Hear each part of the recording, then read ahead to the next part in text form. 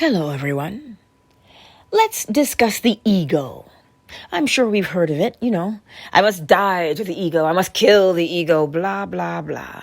Ad nauseum we speak of the ego. But the ego, in fact, belongs to the body.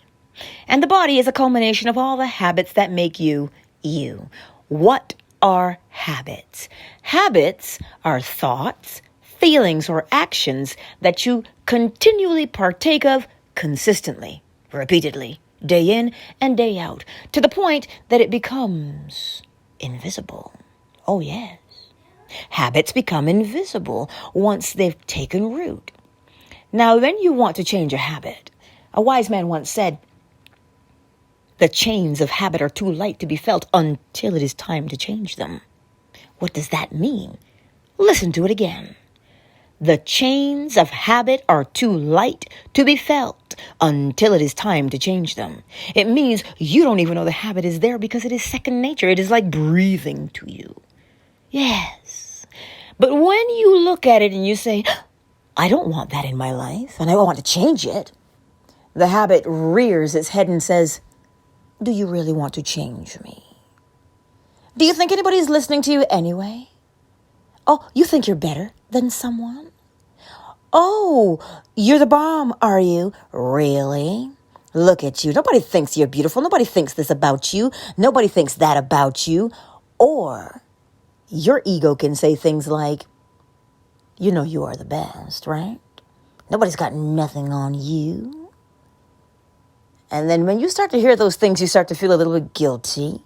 You start to feel a little bit, "Oh no, should I be thinking like that?"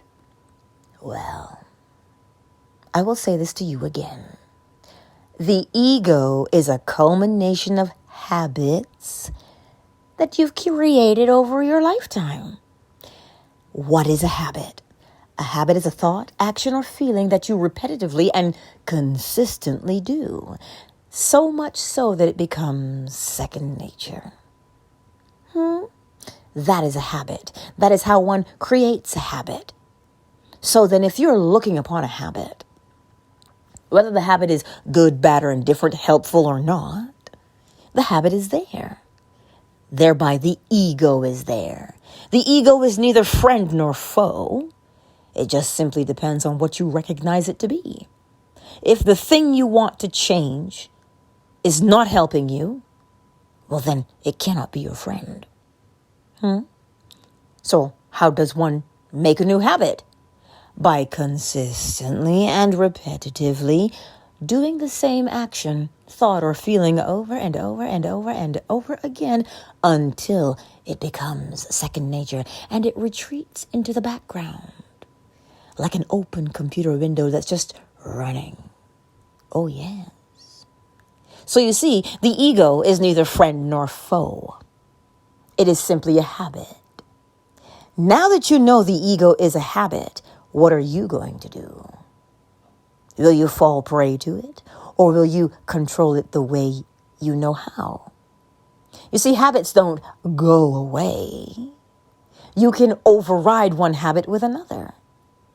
But the minute you put your attention on the old habit, you breathe new life into it again and there it comes.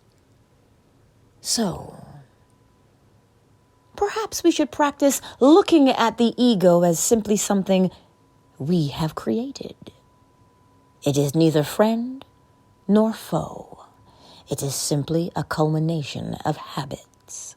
And if you see something that you do not like in your life, then consistently do or look at or give your attention to the thing you want in your life.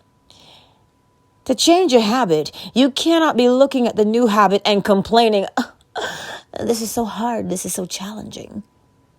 Why must it take so long?" I'll tell you something a great man said to me. Yes, Cain, I do consider you a great man. He said, time. So, effort. Let me say it right. Time multiplied by effort equals gain. Time multiplied by effort equals gain. Well, we all know what time is, don't we?